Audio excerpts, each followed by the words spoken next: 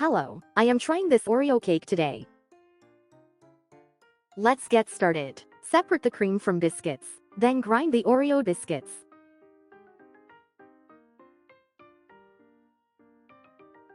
Add 1 teaspoon baking powder. And then add milk. Now mix everything together.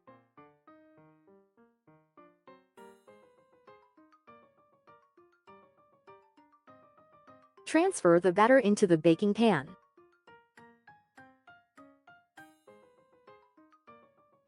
Bake 10 minutes in 250 Celsius, preheated oven.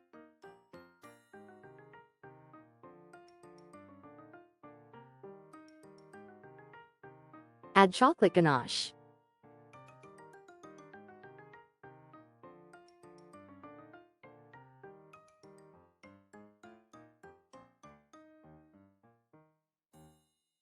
Wow, I will give 5-star rating to this cake. It's super delicious and easy to make.